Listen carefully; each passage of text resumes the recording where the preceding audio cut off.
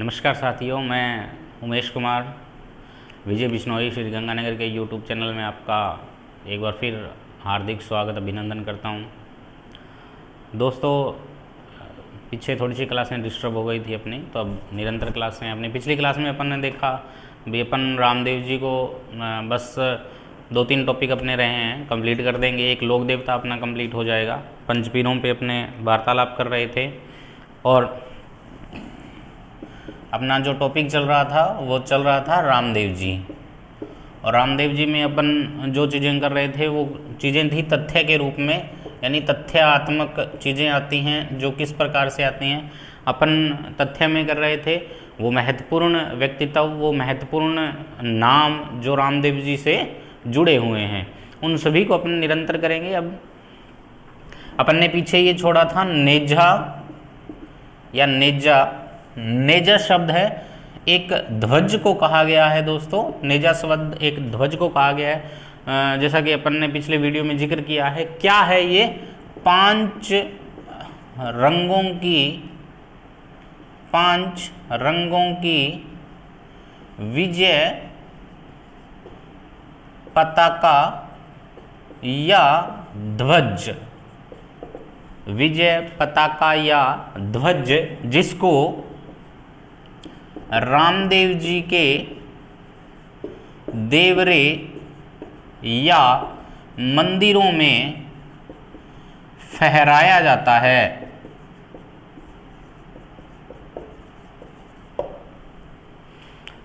देखें दोस्तों, अपन ने एक शब्द किया है नेजा। क्या है? नेजा है ध्वज है, 5 रंगों की है।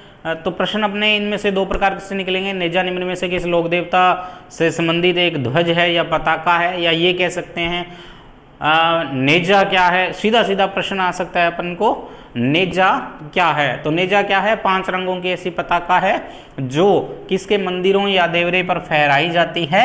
रामदेव जी के मंदिर या देवरों पर फहराई जाती है। अब आगे चलते हैं। देवरा। देवरा ये अपन का तथ्य चल रहे हैं अपन के। और देवरा क्या है दोस्तों? देखें, रामदेव जी के बड़े मंदिरों को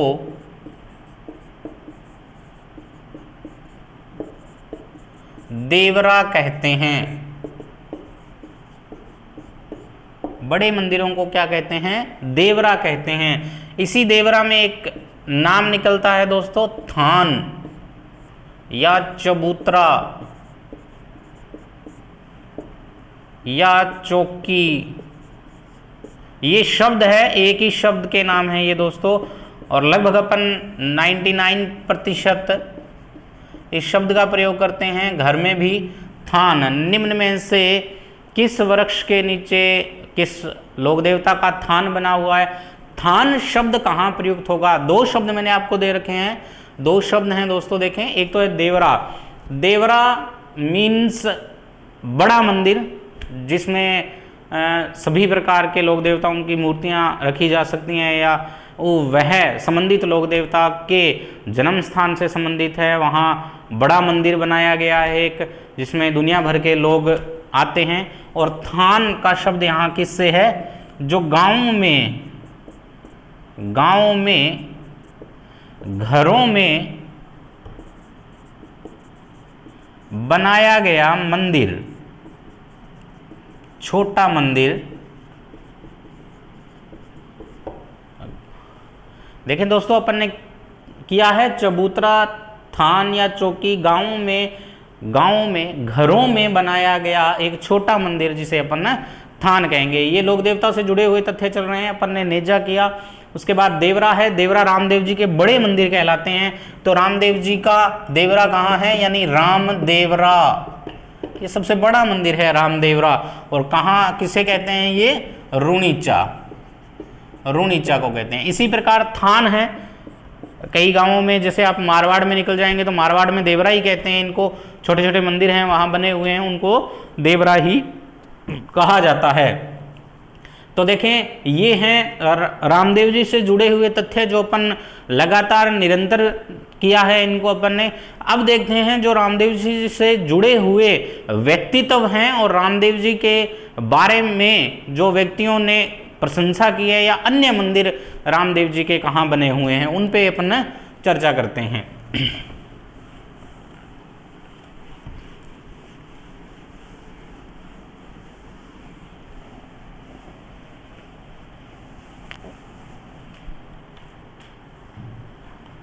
देखें दोस्तों, रामदेव जी से संबंधित व्यक्तित्व या व्यक्ति कह लो, कौन कौन से व्यक्तित्व इनसे जुड़े हुए हैं। एक नंबर पे मैं लिखना चाहूँगा जिनका नाम आता है रत्ना रायका। देखें, एक नाम आता है रत्ना रायका, जो इनकी बहन जो सुगुणा देवी दे है, वो जिनको विवाह किया गया था, अपन ने पहले किया है उनको। सुगुणा दे का विवाह कहाँ किया गया है? अमरकोट में किया गया है। वेरी गुड, अमरकोट में किया गया है। सभी इस पे ध्यान दे रहे हैं आप। अमरकोट पे किया गया है, सॉरी, इनका विवाह किया गया है पुंगलगढ़। पुंगलगढ़ में किया गया है, जो वर्तमान में बीकानेर क्षेत्र के अंतर्गत है, पुंगलगढ़ में। और किन से किया गया? विजय सिंह से, विजय सिंह पड़िहार, विजय सिंह पड़िहार से किया गया। जब रामदेव जी का विवाह रखा गया था, तब रामदेव जी के द्वारा अपनी बहन को लाने के लिए जिस व्यक्ति को भेजा गया था, वो व्यक्ति है रत्ना रायका। रत्ना रायका को भेजा गया था सुगुणा दे को वहां से लाने के लिए। रत्ना रायका, रायका नोट लगा के आप बात लिख सकते हैं। राजस्थान की आगामी विगत परीक्षाओं में आया हुआ प्रश्न है, बहुत बार प्रश्न आता है ये। कांस्टेबल में तो आप कांस्टेबल, पटवारी और जो राजस्थान के सामान्य ज्ञान के जितने भी BSTC, pre BEd, pre BSTC, इसके अंदर जो प्रश्न आप देखते हैं, छोटे प्रश्न जो राजस्थान के बने होते हैं, उन प्रश्नों के अंदर ये प्रश्न बहुत महत्वपूर्ण है दोस्तों। और वो क्या है? रायका निम्न में से है। रायका एक ऊंट पालक जाति है जो पश्चिमी राजस्थान में निवास करती है। ये प्रश्न है अपना दोस्तों। मैंने आपको कहा था बीच बीच में जो प्रश्न अपन के बनेंगे वो प्रश्न मैं बीच बीच में आपको बताता रहूंगा दोस्तों। देखें, अपन यहाँ बात कर रहे हैं रामदेव जी से संबंधित जो व्यक्ति हैं, उन व्यक्तियों की अपन बात कर रहे हैं। और व्यक्तियों में सर्वप्रथम अपन ने जिनका जिक्र किया है वो है रत्ना रायका। जो रत्ना रायका रामदेव जी के विवाह थरपना पर उनकी बहन सुगुणा दे को लाता है। कहाँ से? पुंगलगढ़ से लाता है। और पुंगलगढ़ में जिनके यहाँ विवाह हुआ था उनका नाम मैंने आपको 2-3 बार बता दिया। विजय सिंह पड़िहार के यहाँ हुआ था। और कहाँ है? पुंगलगढ़ वर्तमान क्षेत्र में बीकानेर के अंदर है। अब देखें, एक शब्द है रायका। रायका एक ऊंट पालक क्या है? जाति है, जो राजस्थान में, पश्चिमी राजस्थान में क्या करती है? निवास करती है। जो पश्चिमी राजस्थान में क्या करती है? निवास करती है। दूसरा, रायका का अन्य नाम क्या है? रेबारी। रेबारी जाति के लोग निम्न में से किस पशु को पालने में प्रमुख सहयोग देते हैं? तो ऊंट को पालने में प्रमुख रूप से इनका क्या होता है? संयोग होता है। या ये कह सकते हैं ऊंट पालक जाति कौन सी है? रायका या रेबारी है। आगे चलते हैं अपन।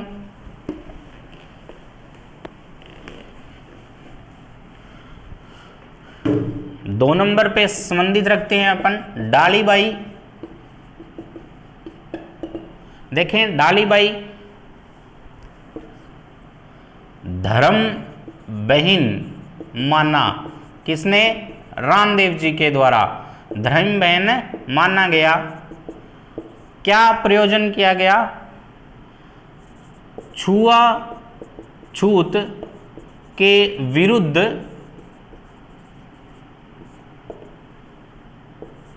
कामड़िया पंथ की पंथ की स्थापना की गई। देखें दोस्तों, रत्ना राय का अपन का 1 नंबर था, वो क्या है वो मैंने आपको मैटर बता दिया। 2 नंबर जो रामदेव जी से संबंधित हैं, डालीबाई धर्म बहीन माना गया है किनके द्वारा, रामदेव जी के द्वारा। छुआछूत के विरुद्ध कामड़िया पंथ की स्थापना किसके द्वारा की गई थी, डालीबाई के द्वारा। किनके साथ, किन या किस लोक देवता के साथ मिलकर की गई थी, तो मिलकर की गई थी रामदेव जी के साथ। एक माता आती है दोस्तों आपके, और माता का नाम है आई माता। वो आई माता को कहते हैं रामदेव जी की शिष्या। देखिए दोस्तों, अपन ये 3 नंबर कर रहे हैं, और 3 नंबर में है आई माता, जो रामदेव जी की क्या है, शिष्या कहलाती हैं। निम्न में से आई माता किस पंथ से जुड़ी हुई हैं, तो किस पंथ से जुड़ी हुई हैं, कामड़िया पंथ से ही जुड़ी हुई हैं। कामड़िया पंथ से ही एक महिला निकलती है जो रामदेव जी की शिष्या बनती है, या रामदेव जी के दिए हुए उपदेशों का वाचन करती है, उनका निर्वहन करती है, उनको आगे बढ़ाती है। तो इनको किसका दर्जा दिया गया है, आई माता का, जो किसका शिष्य है, रामदेव जी के शिष्य हैं। ठीक है दोस्तों, आगे चलते हैं।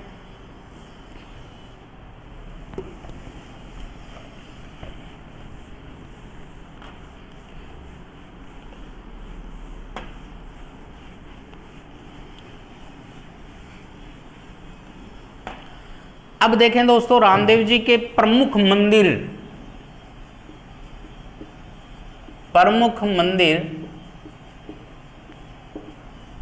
अब प्रमुख मंदिर करने से पहले अपन करते हैं, रामदेव जी ने अपना जीवन त्याग किया था, और जीवन त्याग किया था भाद्रपद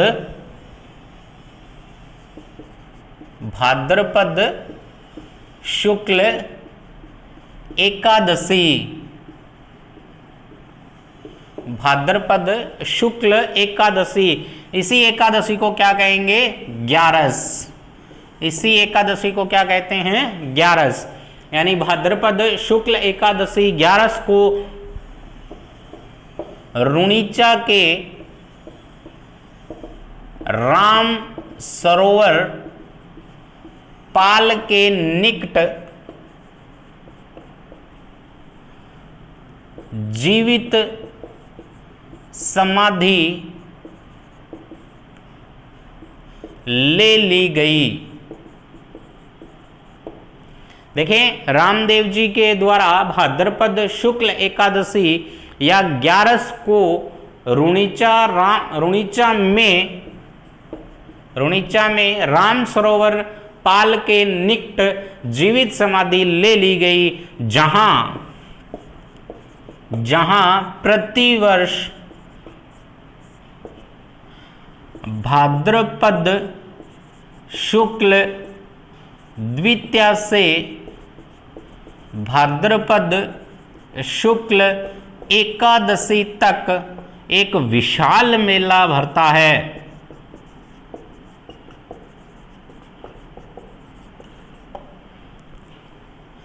देखें दोस्तों, रामदेव जी ने भाद्रपद शुक्ल एकादशी को जीवित समाधि ले ली। कहाँ ले रहे हैं जीवित समाधि, रुणीचा में ही एक स्थान है, और उस स्थान का नाम क्या है, राम सरोवर की पाल। एक सरोवर है जिसका नाम राम सरोवर है, उसी के निकट वो जीवित समाधि लेते हैं। और जीवित समाधि कब ले ली गई, 1488 जीवित समाधि ले ली गई। और जीवित समाधि के बाद रामदेव जी को पूजा जाने लगा, और जहां प्रतिवर्ष उस स्थान पर प्रतिवर्ष भाद्रपद शुक्ल द्वितीया, ये क्या है, भाद्रपद शुक्ल द्वितीया, ये है जन्म दिनांक, या ये कह सकते हैं जन्म तिथि है इनकी, भाद्रपद शुक्ल द्वितीया। और ये क्या है दोस्तों, ये है इनकी जीवित समाधि ग्रहण करने की तिथि। इसीलिए जन्म से लेके जब तक ये जीवित समाधि ग्रहण करते हैं तब तक इन दिनों में क्या लगता है, एक विशाल मेला लगता है। भाद्रपद शुक्ल दूज से भाद्रपद शुक्ल 11 तक एक विशाल मेला भरता है। किन लोक देवता के उपलक्ष्य में भरता है दोस्तों? तो भरता है रामदेव जी के उपलक्ष्य में, उपलक्ष्य में भरता है। रामदेव जी लोक देवता के उपलक्ष्य में एक मेला भरता है। इस मेले को क्या कहते हैं? सांप्रदायिक सद्भाव का मेला कहा जाता है।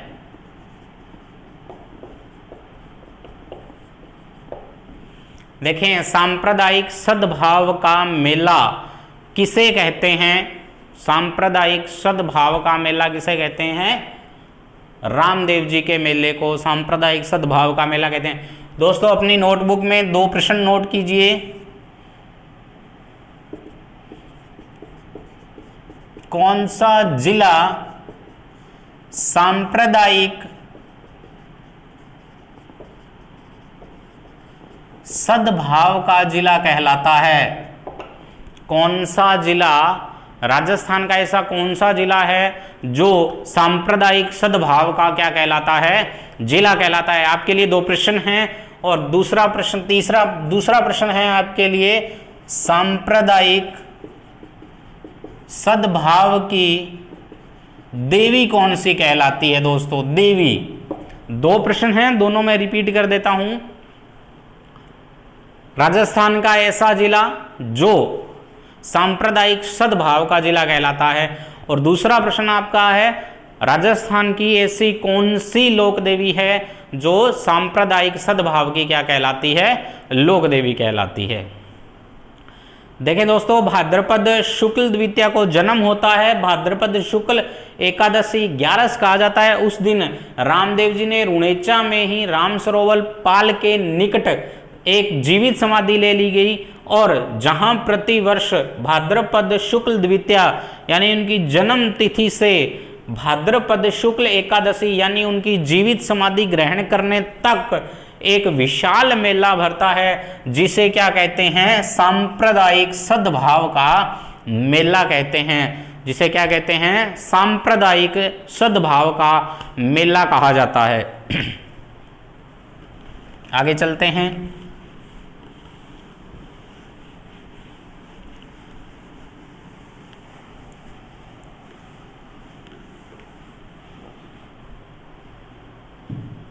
देखिए दोस्तों, अब अपन बात करते हैं रामदेव जी से जुड़े हुए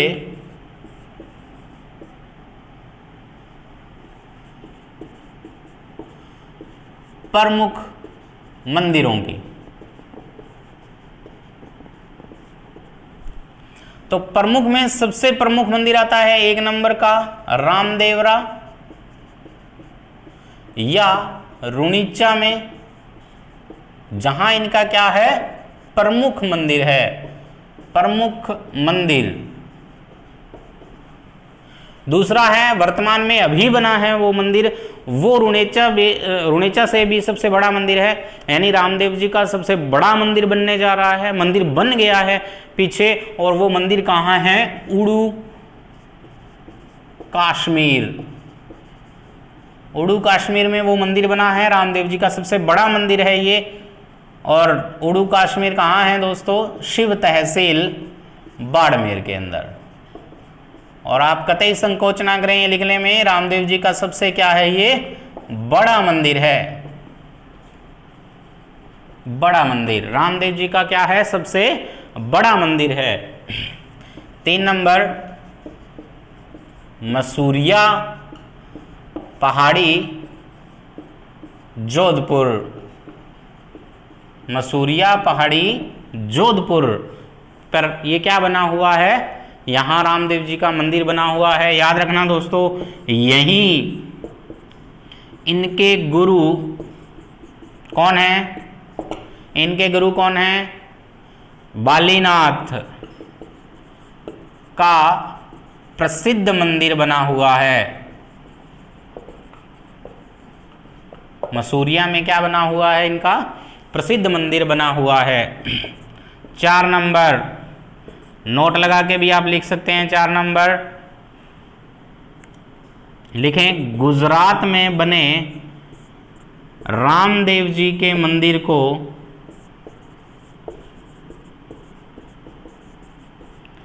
मिनी रामदेवरा कहते हैं।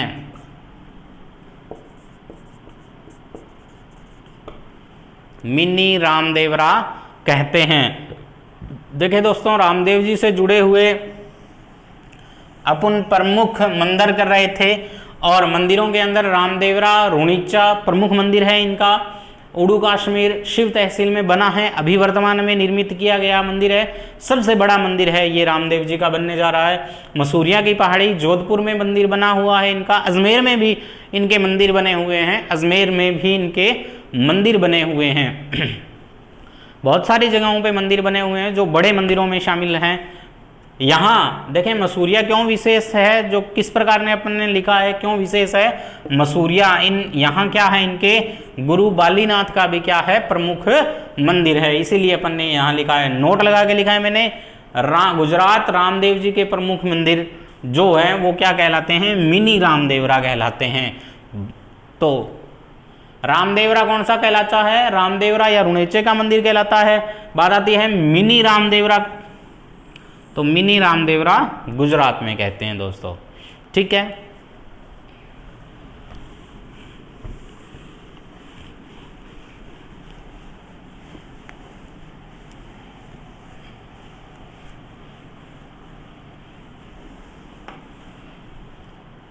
देखें दोस्तों, अपन रामदेव जी को कंप्लीट कर चुके हैं। रामदेव जी के कुछ एक तथ्य हैं, मैं आपको फिर से रिपीट कराना चाहता हूं जो परीक्षाओं के अंतर्गत आते हैं अपन के। देखें,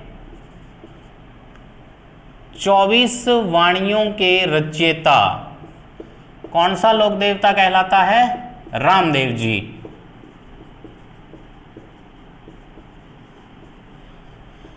एकमात्र कवि लोक देवता रामदेव जी। कामड़िया पंथ के संस्थापक रामदेव जी। शुद्धि आंदोलन के जनक या संस्थापक रामदेव जी।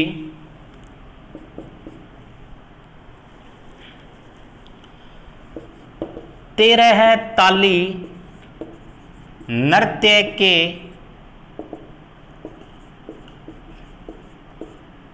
प्रवर्तक, 13 ताली नृत्य के लोक देवता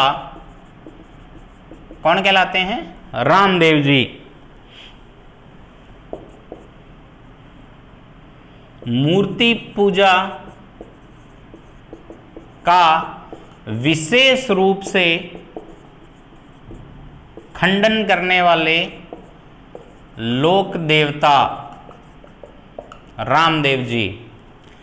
तो ये कुछ विशेष बातें हैं या विशेष ऐसी टिप्पणियां हैं जो किन से जुड़ी हुई हैं, रामदेव जी से। 24 वाणियों के रचयिता कहलाते हैं रामदेव जी। एकमात्र ऐसे लोक देवता हैं जो क्या हैं, कवि भी हैं। कामड़िया पंथ चलाया था जिसके संस्थापक भी कहलाते हैं। शुद्धि आंदोलन जिसके क्या कहलाते हैं, जनक या संस्थापक कहलाते हैं। 13 ताली नृत्य के क्या कहलाते हैं, ये लोक देवता कहलाते हैं। मूर्ति पूजा का इन्होंने खंडन किया था। एकमात्र ऐसे लोक देवता हैं जिन्होंने अपनी वाणियों में मूर्ति पूजा का विशेष रूप से क्या किया है, खंडन किया है।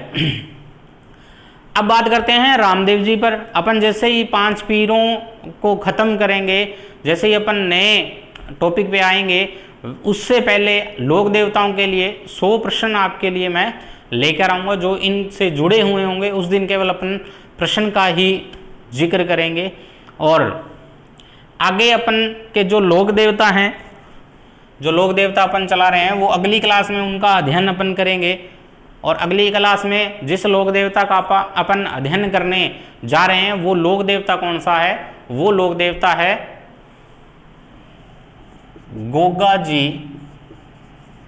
चौहान। गोगा जी चौहान, जिस लोक देवता का अपन अगली क्लास में जिक्र करेंगे वो गोगा जी चौहान है। तो आपसे आग्रह है मेरा भी आप क्लास के अंदर इसका थोड़ा बहुत वाचन करके आए। तो इसी क्षण के बाद मैं आपसे विदा लेता हूँ। मैं उमेश कुमार फिर से हाजिर होऊंगा आपके सामने एक लोक देवता लेकर जिसका नाम गोगा जी चौहान है।